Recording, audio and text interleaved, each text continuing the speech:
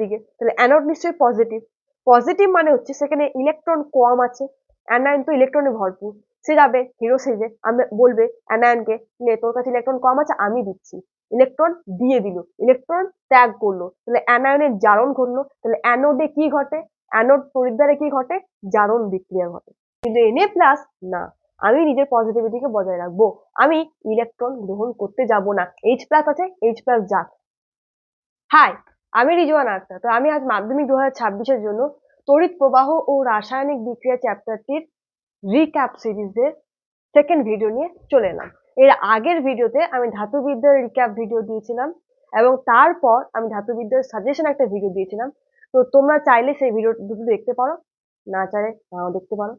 এই ভিডিওটা যদি তোমাদের হেল্পফুল হয়, মানে বুঝতে পারো শেষ পর্যন্ত দেখার পর, এখন বলছি না, দেন অবশ্যই আমাকে জানাবে যে হ্যাঁ দিদি আমি বুঝতে পেরেছি বা আমাদের সাহায্য হয়েছে।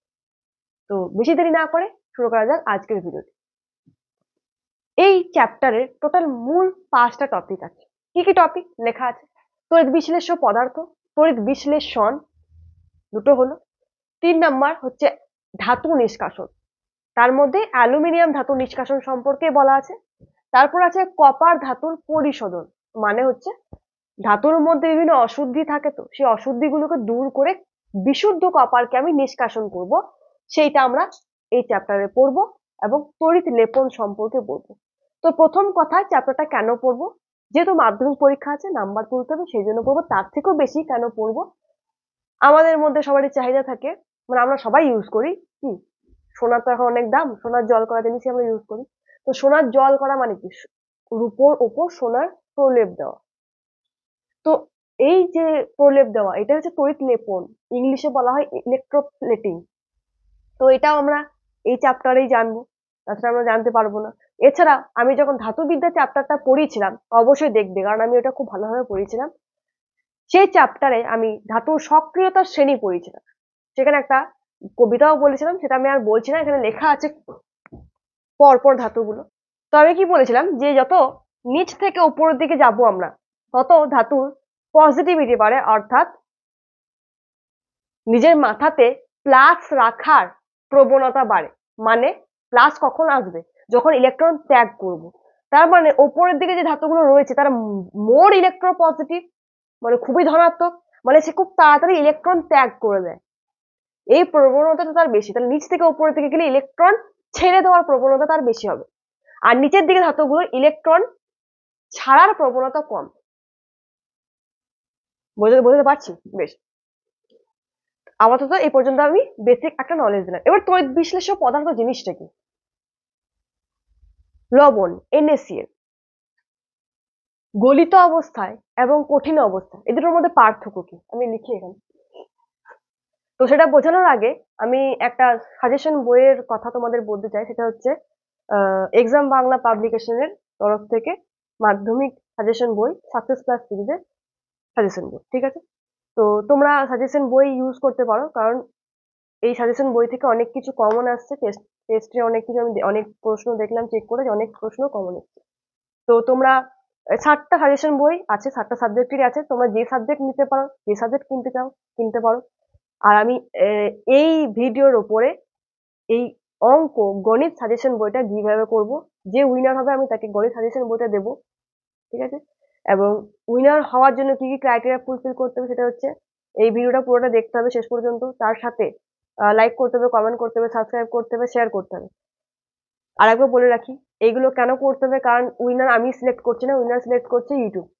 আর ইউটিউব তখনই সিলেক্ট করবে যখন এই ক্রাইটেরিয়া গুলো তোমরা ফুলফিল করবে।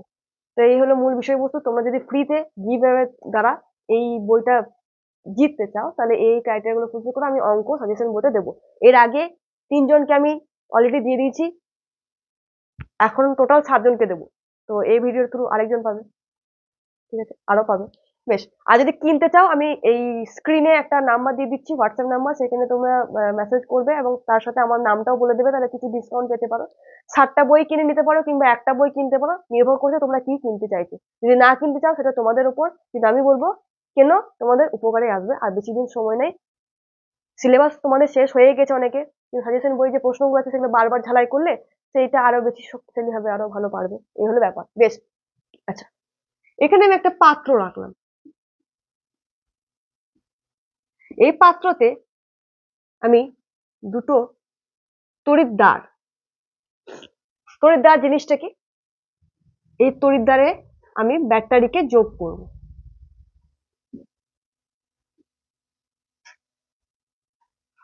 যাতে কারেন্ট আমি ফ্লো করাতে পারি, প্রবাহিত করতে পারি। তাহলে তো ব্যাটারির বা তড়িৎ কোষের পজিটিভ প্রান্ত হচ্ছে এটা, নেগেটিভ প্রান্ত হচ্ছে এটা, মানে এটা উচ্চ বিভব, এটা নিম্ন বিভব। ব্যাটারি ধনাত্মক প্রান্ত যে তড়িৎদ্বারের সঙ্গে যুক্ত থাকে তাকে আমরা বলবো অ্যানোড। ঋণাত্মক প্রান্ত যে তড়িৎদ্বারের সঙ্গে যুক্ত থাকে তাকে বলবো ক্যাথোড। দেখো মনে রাখার জন্য আমি বলবো, এখন এটা শোনো চুপচাপ। ক্যাথোড বলছে, আমি এখানে একটা গলিত NaCl রাখলাম। কেন গলিত রাখলাম, কেন কঠিন রাখলাম না? কঠিন NaCl Na দিকে 6টা Cl এবং Cl এর চারিদিকে 6টা Na, এভাবে ধরো আমি রয়েছি, আমার চারিদিকে 6জন রয়েছে, 6জনে একই রকম দেখতে, একই রকম জিনিস, একই রকম মানুষ। সেই 6জনের প্রত্যেকটা চারিদিকে আমি আবার আমার মতো এবার 6জন রয়েছে। এরকম ভাবে একটা ল্যাটিস তৈরি হয়। ল্যাটিস মানে একটা কেলাসাকার গঠন, মানে খুবই কম্প্যাক্ট একটা গঠন, যেখানে আকর্ষণ বলটা খুব বেশি হয়, যেখানে Na এবং Cl পরস্পরের সঙ্গে খুব তীব্র আকর্ষণ বলের দ্বারা বন্ডেড থাকে। সেখানে আমি কারেন্টের শক খাইয়ে NaCl কে আলাদা করতে পারবো না। দিদি NaCl কে আমি আলাদা কেন করব? প্রশ্ন হচ্ছে এটা, আমি NaCl কে আলাদা করতে যাব কেন? দেখো NaCl কি যৌগ? আয়নীয় যৌগ। Na একটা ইলেকট্রন কি করে বর্জন করেছে, ক্লোরিন একটা ইলেকট্রন গ্রহণ করেছে, দিয়ে একটা আয়নীয় বন্ধনে আবদ্ধ হয়ে NaCl তৈরি করেছে। যখন কঠিন অবস্থায় থাকে তখন আমি বললাম কারেন্টের শক খাওয়ালেও এরা আলাদা হয় না। যখন একে গলিত করে দেওয়া হয়, গলিয়ে দেওয়া হয়, নরম করে দেওয়া হয়, তখন একটু শক খাইয়ে দিলেই, একটু কারেন্ট ফ্লো করিয়ে দিলেই Na প্লাসে ভেঙে যায়, Cl মাইনাসে ভেঙে যায়, অর্থাৎ ক্যাট আয়ন অ্যান উৎপন্ন করে দেয়।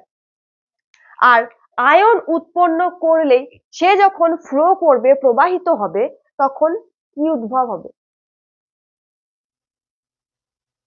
যেমন ইলেকট্রন প্রবাহের ফলে তড়িৎ প্রবাহ হচ্ছিল, চলতড়িতে পড়েছিলাম, ঠিক সেরকম এই চ্যাপ্টারে আয়নের প্রবাহের ফলে তড়িৎ উৎপন্ন হবে। বুঝতে পারছি? এবার আমি বলছি এটা গলিত বা জলে দ্রবীভূত অবস্থা, জলীয়, পানিতে মিশিয়ে ঘুলে দিলাম, এটা কিংবা গলিত অবস্থায় NaCl এর ওপর যদি আমি তড়িৎ পরিবহন করি, তাহলে NaCl বিয়োজিত হয়ে যায় এবং Na প্লাস ও Cl মাইনাস তৈরি করে।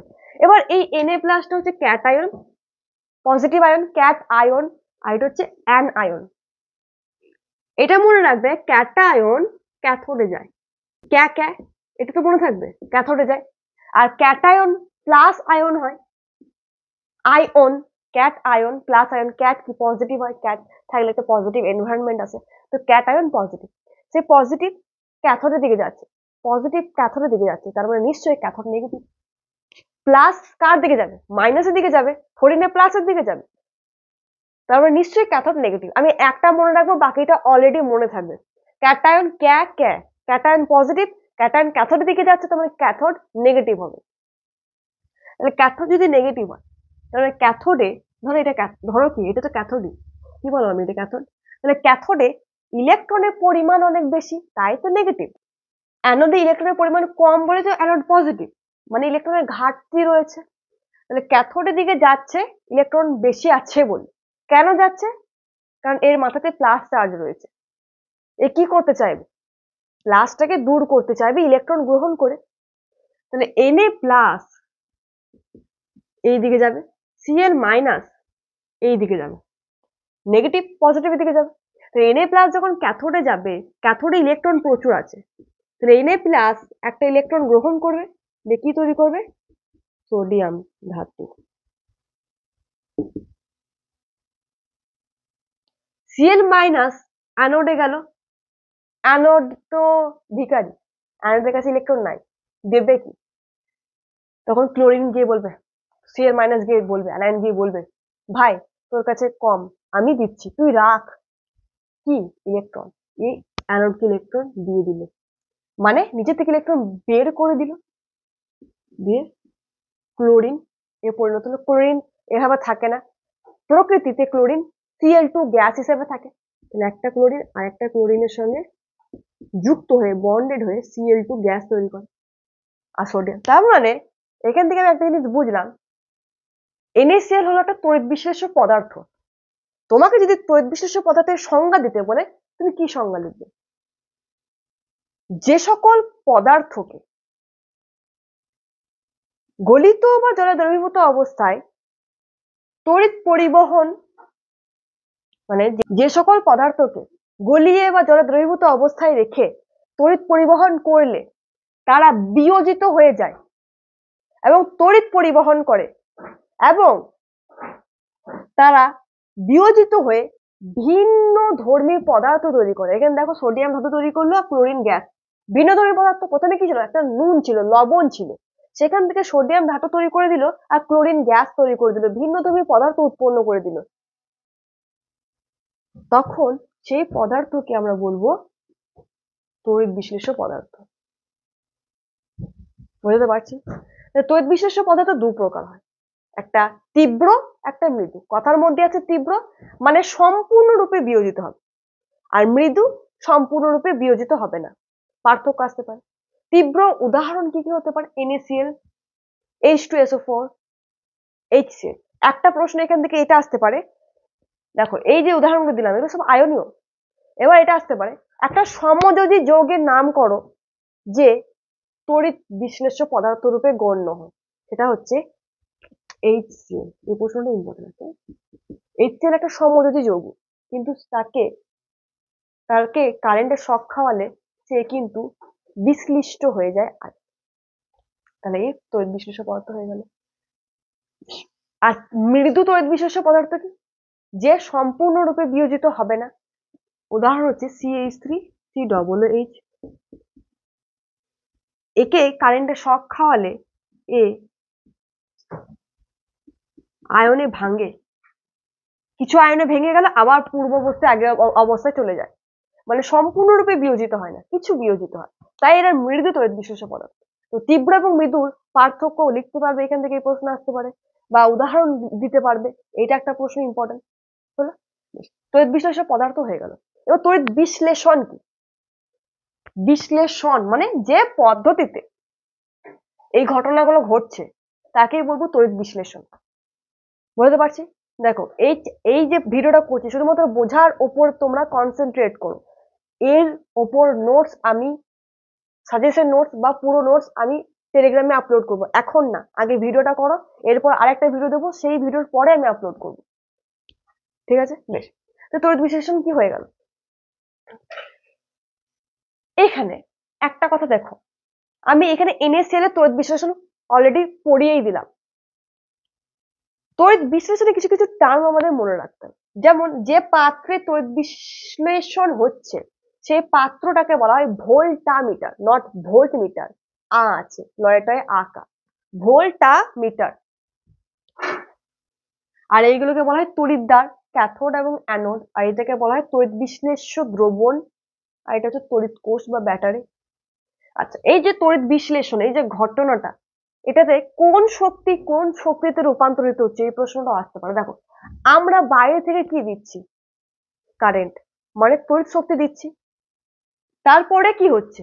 রাসায়নিক বিক্রিয়া হচ্ছে, তার মানে আমরা যেটা দিচ্ছি তড়িৎ শক্তি, সেটা রাসায়নিক শক্তিতে রূপান্তরিত হচ্ছে। এই প্রশ্নটা আসতে পারে।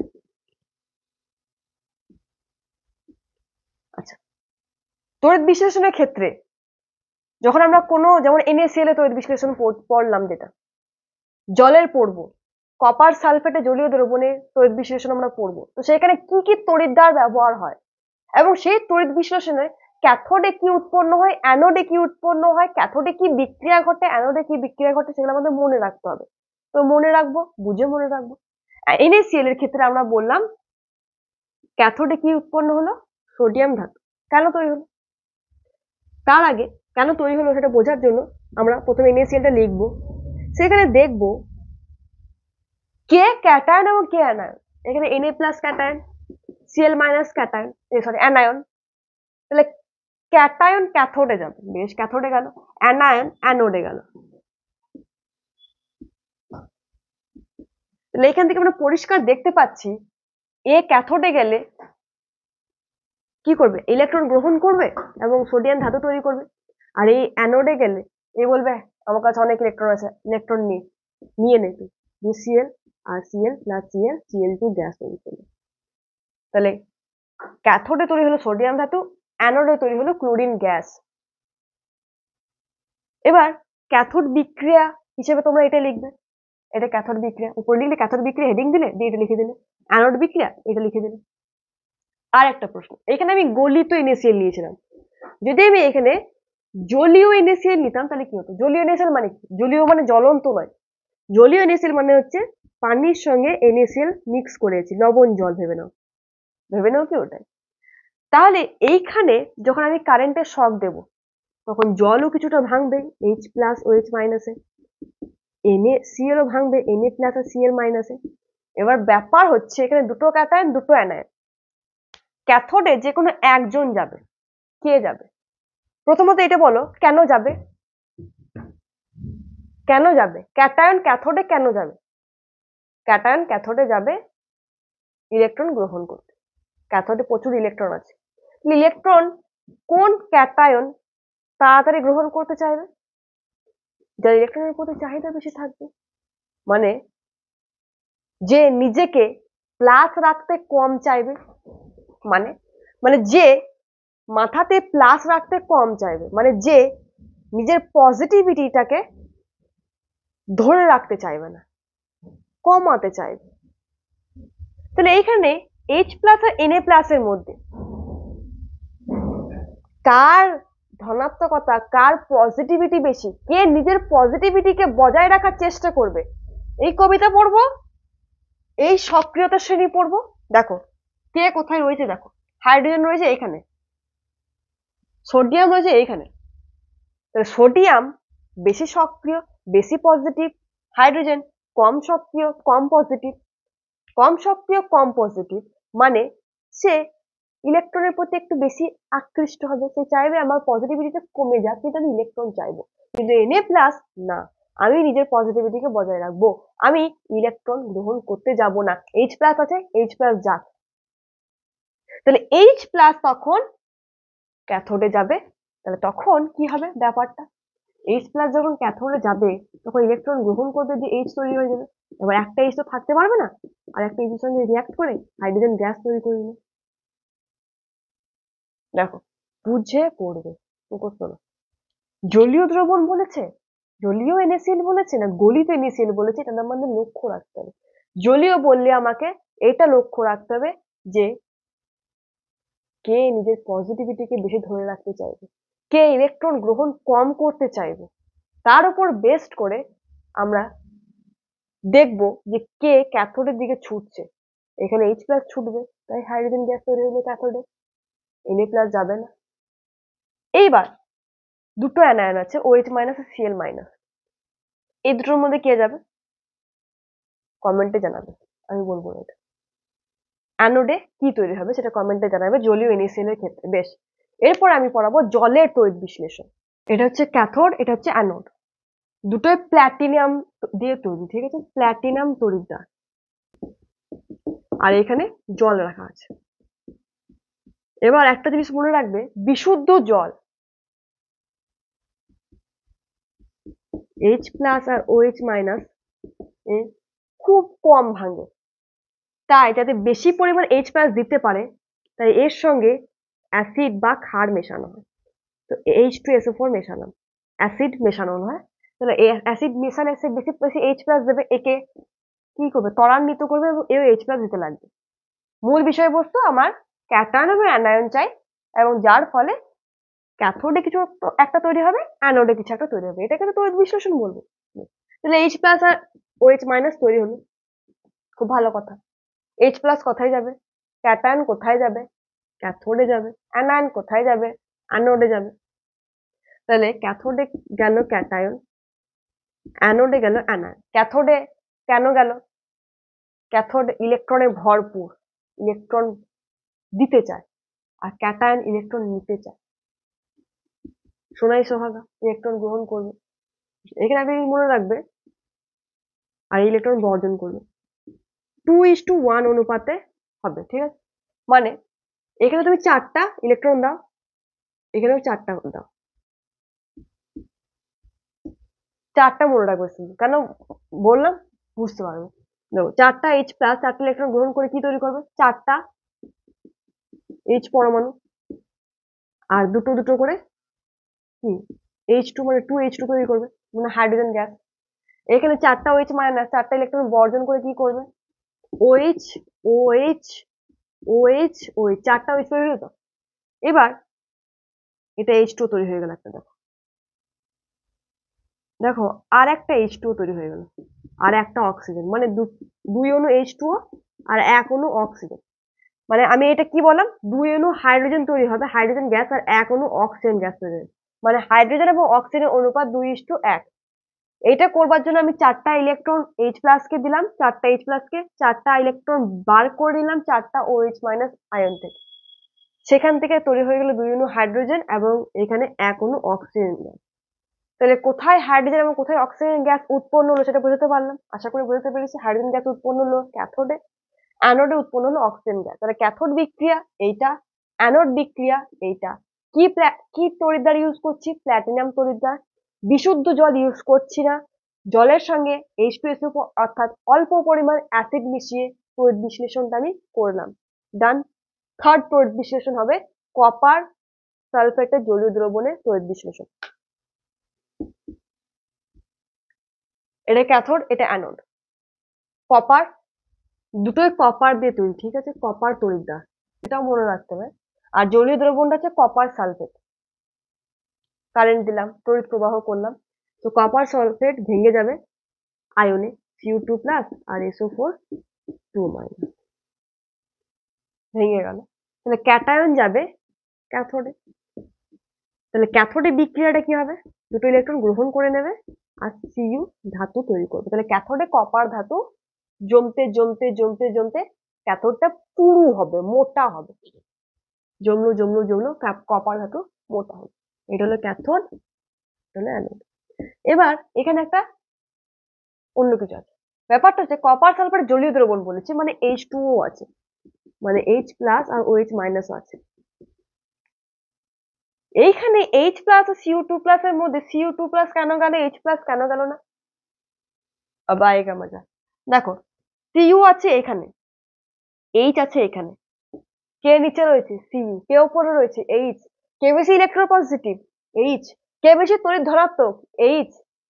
মানে H তার নিজের মধ্যে H প্লাস রাখতে বেশি চাইবে, সে ইলেকট্রন গ্রহণ করতে চাইবে না, গ্রহণ করে নিলেই তো প্লাস চলে যাবে। কে প্লাস বেশি রাখতে চাইবে? কপার। কেন কপার? H রাখতে চাইবে, H ওপর আছে, অধিক সক্রিয়, বেশি পজিটিভ।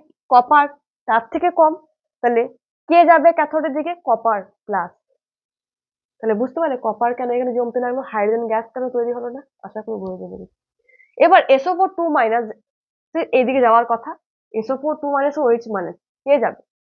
এখানে দুজনেই কচ্ছপের গতিতে চলে, দিয়ে তখন কপার তড়িৎদ্বার ভাবে যে ভাই তোদের দুজনের চলার যা গতি দেখছি, বিক্রিয়াটা ঘটবে না, তার থেকে বাদ দে, আমি কি করি, দুটো ইলেকট্রন ত্যাগ করি, দিয়ে কপার 2 প্লাস তৈরি করি এবং এইখানে চলে আসি, দ্রবণে চলে আসি। তাহলে দ্রবণ থেকে কপার 2 প্লাস ক্যাথোডের দিকে যাচ্ছে, আর অ্যানোড থেকে কপার 2 প্লাস দ্রবণে মিশছে। তাহলে দ্রবণে মোট Cu2 প্লাস এর কোনো পরিবর্তন হচ্ছে না পরিমাণে। অ্যানোডে আস্তে আস্তে কপার ক্ষয় হতে হচ্ছে, আর ক্যাথোডে কপার জমতে লাগছে। তাহলে ক্যাথোডে কপার ধাতু জমছে আর অ্যানোডে কপার ধাতু বিনষ্ট হচ্ছে, তাই তো?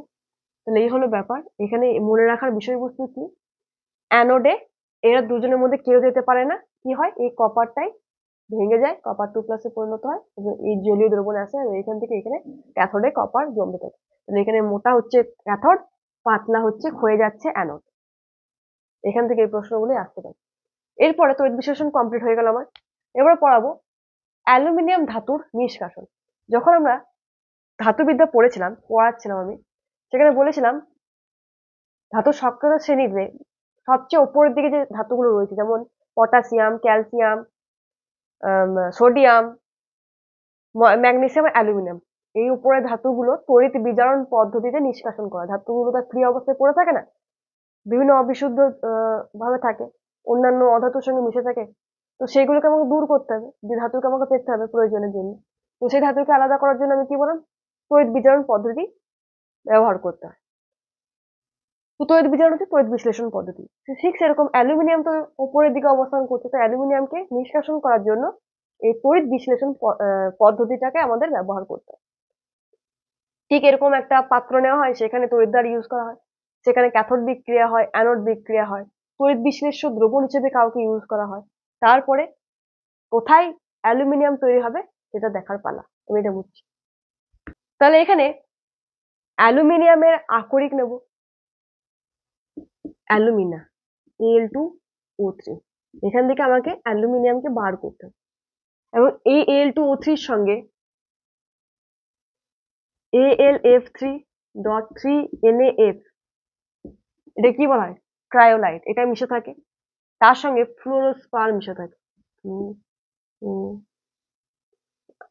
স্পেলিংটা একটু গন্ডগোল, চেক করে নেবো। হলো, এখানে কিছু পার্সেন্টেজ থাকে, এখানে কিছু পার্সেন্টেজ থাকে, এখানে কিছু পার্সেন্টেজ থাকে, পার্সেন্টেজ গুলোর উপর দেখে নিই। তো একে 900 ডিগ্রি সেন্টিগ্রেড তাপমাত্রায় গরম করা হয়, গলানো হয়, গলানোর পর এর মধ্যে দিয়ে কারেন্ট পাঠানো হয়, তড়িৎ প্রবাহ করা হয়। তড়িৎ প্রবাহ করলে কি হয়, ক্যাথোডে একটা বিক্রিয়া ঘটবে, অ্যানোডে একটা বিক্রিয়া ঘটবে। Al2O3 তে Al3+ ও 2Al3+ আর 3O2-, এই আয়নগুলো বিয়োজিত হবে। এখানে ক্যাটায়ন Al3+, মানে ক্যাথোডে ক্যাটায়ন যাবে, ইলেকট্রন গ্রহণ করবে, কি দিয়ে যাবে, অ্যালুমিনিয়াম ধাতু তৈরি করবে। অ্যানোডে অ্যানায়ন যাবে, অ্যানায়নকে O2-, 3 অণু ছিল, মানে 3 2 6, 6টা ইলেকট্রন কি করবে, ত্যাগ করবে, বর্জন করবে, কি তৈরি করবে, O2 গ্যাস। তাহলে ক্যাথোডে অ্যালুমিনিয়াম ধাতু, অ্যানোডে অক্সিজেন গ্যাস তৈরি হচ্ছে। আচ্ছা, আমি একটা কথা বলতে ভুলে গেলাম, সেটা হচ্ছে ক্যাথোডে, এই যে ক্যাথোড, এই ক্যাথোডে কি হচ্ছে, ইলেকট্রন বেশি থাকে, ক্যাথোড তড়িৎদ্বারে ইলেকট্রন বেশি রয়েছে, মানে সেই ইলেকট্রন দিচ্ছে কাউকে, মানে ক্যাটায়নকে দিচ্ছে, তো ক্যাটায়ন ইলেকট্রন গ্রহণ করে ধাতুতে পরিণত হচ্ছে। তো ইলেকট্রন গ্রহণ করছে, ইলেকট্রন গ্রহণকে আমি বলেছিলাম একটা ট্রিক দিয়ে মনে রাখবে, বিগ্রহণ মানে বিজারণ, মানে ইলেকট্রন গ্রহণ। ইলেকট্রন গ্রহণ হচ্ছে ক্যাথোডে, তাই ক্যাথোডে বিজারণ হয়, আর অ্যানোডে জারণ হয়।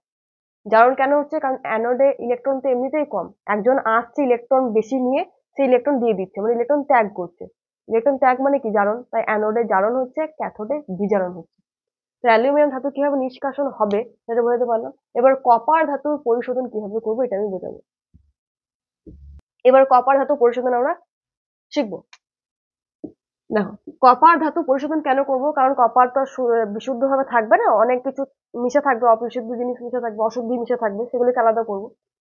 তো মূল বিষয়বস্তু হচ্ছে ক্যাথোডে কাকে রাখবো আর অ্যানোডে কাকে রাখবো, মানে ক্যাথোডে বিশুদ্ধ ধাতুকে রাখবো নাকি অবিশুদ্ধকে রাখবো, এটা হলো মূল বিষয়। এটা হচ্ছে ক্যাথোড।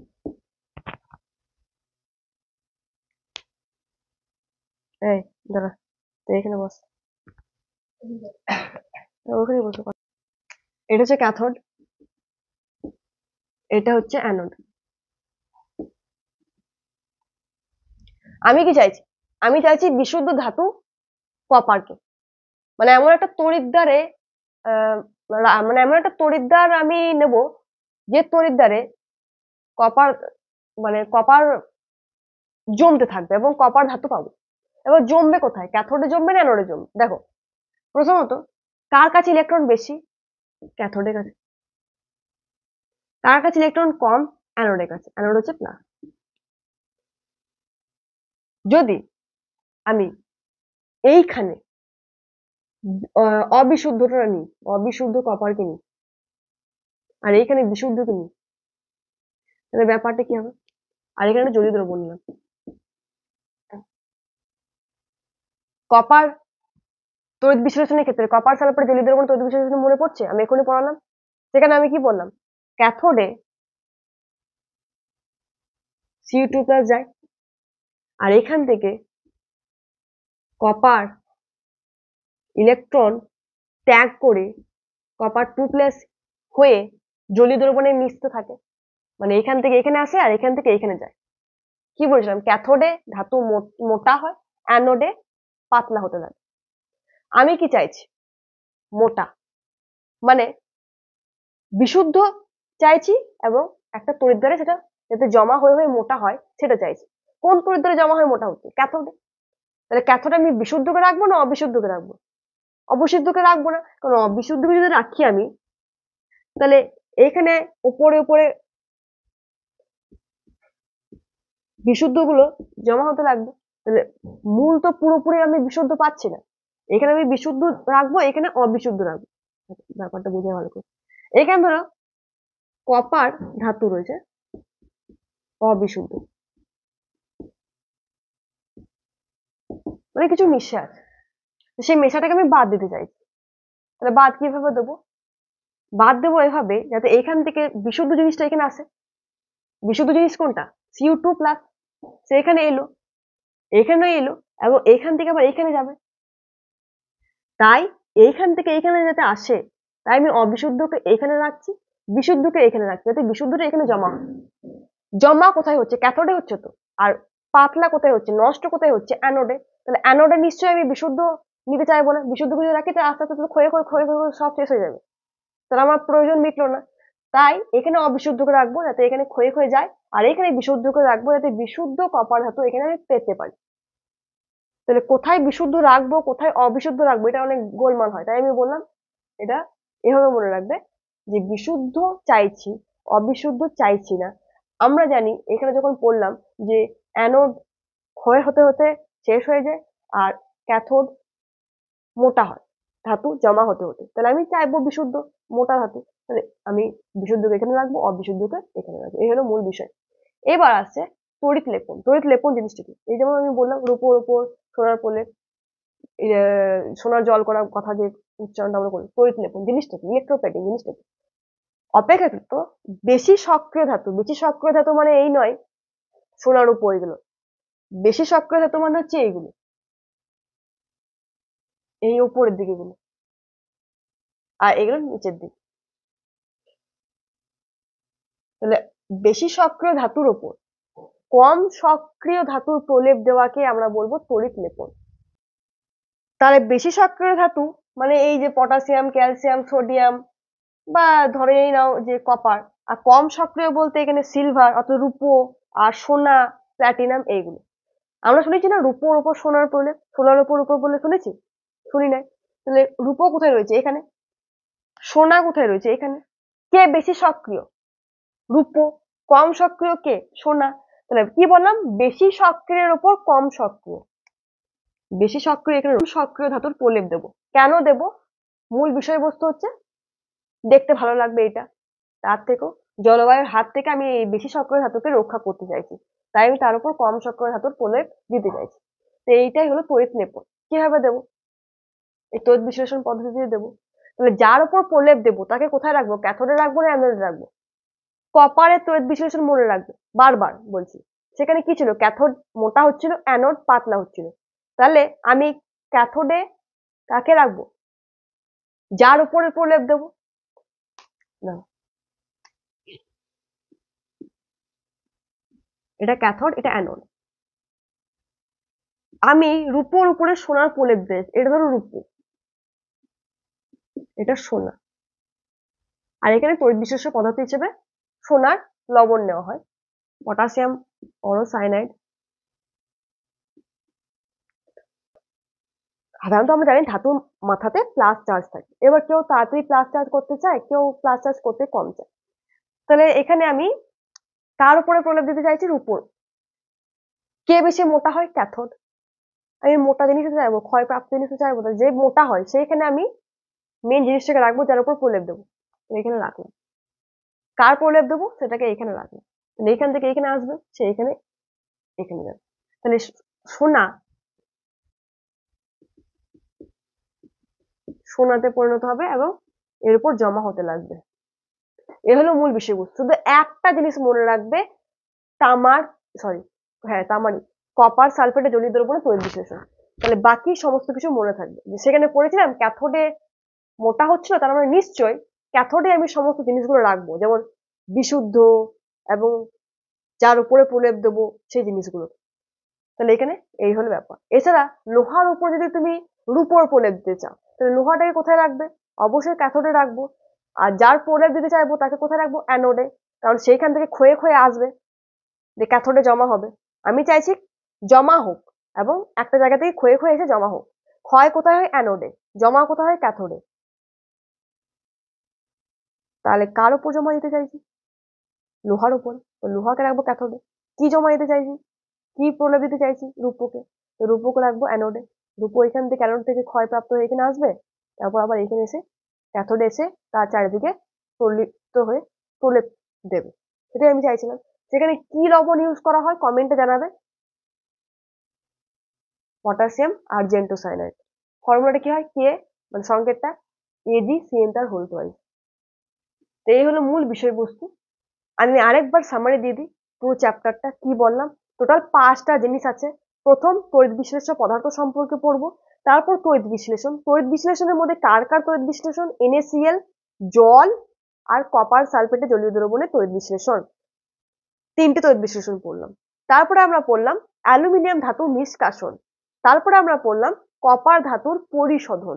তারপরে পড়লাম তড়িৎ লেপন। বেশি কিছু না, খুবই অল্প জিনিস আমরা পড়লাম এবং পুরো চ্যাপ্টার আমাদের শেষ হয়ে গেল।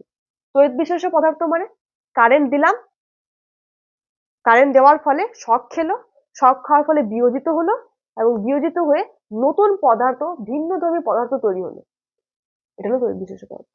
তার মধ্যে মৃদু, তীব্র এই ব্যাপার বললাম। তড়িৎ বিশ্লেষণ যে প্রক্রিয়া এই ঘটনাগুলো ঘটে। NaCl এর ক্ষেত্রে দেখলাম ক্যাথোডে সোডিয়াম ধাতু, অ্যানোডে ক্লোরিন গ্যাস তৈরি হলো। ক্যাটায়ন যায় ক্যাথোডে, ক্যাটায়ন হলো পজিটিভ। পজিটিভ কার দিকে যেতে চাইবে? নেগেটিভের দিকে। তাহলে নিশ্চয়ই ক্যাথোড নেগেটিভ তড়িৎদ্বার। নেগেটিভ মানে সেখানে ইলেকট্রন বেশি আছে, ইলেকট্রন গ্রহণ করছে ক্যাটায়ন। ইলেকট্রন গ্রহণ করছে মানে বিজারণ হচ্ছে, তাই ক্যাথোডে বিজারণ ঘটছে। অ্যানায়ন নেগেটিভ, নেগেটিভ যাচ্ছে অ্যানোডের দিকে, তাহলে অ্যানোড নিশ্চয়ই পজিটিভ। পজিটিভ মানে হচ্ছে সেখানে ইলেকট্রন কম আছে, অ্যানায়ন তো ইলেকট্রনে ভরপুর। সে যাবে হিরো সেজে, আমি বলবে অ্যানায়নকে, নে তোর কাছে ইলেকট্রন কম আছে আমি দিচ্ছি। ইলেকট্রন দিয়ে দিল, ইলেকট্রন ত্যাগ করলো, তাহলে অ্যানায়নের জারণ ঘটলো। তাহলে অ্যানোডে কি ঘটে? অ্যানোড তড়িৎদ্বারে কি ঘটে? জারণ বিক্রিয়া ঘটে। তারপর আমরা পড়লাম জলের তড়িৎ বিশ্লেষণ। সেখানে বললাম বিশুদ্ধ জল তড়িৎ বিশ্লেষণ অত তাড়াতাড়ি ঘটায় না, তাই তার মধ্যে আমি অল্প পরিমাণ H2SO4 মিশিয়ে দিলাম, দিয়ে H+OH- বিয়োজিত হলো। কখন? যখন আমি কারেন্টের শক খাওয়ালাম। H+ গেল ক্যাথোডে, OH- গেল অ্যানোডে। H হাইড্রোজেন গ্যাস তৈরি হলো, অক্সিজেন গ্যাস তৈরি হলো। কি কি অনুপাতে? 2:1 অনুপাতে। এরপরে পড়লাম কপার সালফেটে জলীয় দ্রবণে তড়িৎ বিশ্লেষণ। CuSO4, Cu2+, SO4 2- এবং জলীয় দ্রবণ বলেছে, তার মানে পানি আছে, H+ ও OH-। এবার H+ আর Cu2+ দুটোই ক্যাটায়ন, দুজনের মধ্যে কম্পিটিশন হবে কে ক্যাথোডের দিকে যাবে। এবার যে বেশি পজিটিভ সে বলবে আমি কেন ছুটতে যাব, আমি পজিটিভই থাকতে চাইবো, আমি কেন ইলেকট্রন নিয়ে নিজের পজিটিভিটিকে কমাবো, তাই যাবে H+ যে হাইড্রোজেন সরি, তাই কে যাবে? Cu2+ আর Cu এবং H এর মধ্যে কে যাবে? যে কম ইলেকট্রোপজিটিভ মানে Cu2+ গেল, সেখানে কপার ধাতু তৈরি হলো ক্যাথোডে। অ্যানোডে কে যাবে? OH- আর SO4 2- এর মধ্যে কেউই যাবে না, দুজনে পশ্চাৎ গতিতে ছুটছে। যে কপার ধাতু বলবে আমি ভেঙে যাচ্ছি, Cu2+ তৈরি হবে এবং জলীয় দ্রবণে মিশে যাবে। এভাবে অ্যানোড ক্ষয়প্রাপ্ত হবে, ক্যাথোড মোটা হতে থাকবে। তারপর আমি কি বললাম? অ্যালুমিনিয়াম ধাতু কিভাবে নিষ্কাশন করা হবে, তারপরে বললাম কপার ধাতু পরিশোধন, তারপর তড়িৎ লেপন জিনিসটা। এই হলো মূল বিষয়বস্তু, এর বিষয়ে আর কিছুই নাই। শুধু এই একই ব্যাপার, এ দিয়ে যাবে ও দিয়ে যাবে, কে কখন যাবে, কে কম্পিটিশনে জিতবে, এই ব্যাপার। আর এই যে বললাম, এই যে ধাতুবিদ্যাটা যেটা বলেছিলাম, এইটা হচ্ছে মূল বিষয়। এইটা যদি না জানো তাহলে এই পুরো চ্যাপ্টারটা ভালো করে হবে না। আর এই লিখেছি, দেখে নেবে। আজকের মতো এই পর্যন্ত থাক, দেখা হচ্ছে আমার পরের ভিডিওতে। ভিডিওটা অনেকটা বড় হয়ে গেল। এরপর আমি আরেকবার এই চ্যাপ্টারের উপর ভিডিও দেবো, সেটা হচ্ছে সাজেশন ভিডিও, সেখানে নোটস থাকবে। আর ভিডিওটা কেমন লাগলো অবশ্যই কমেন্টে জানাবেন। টাটা।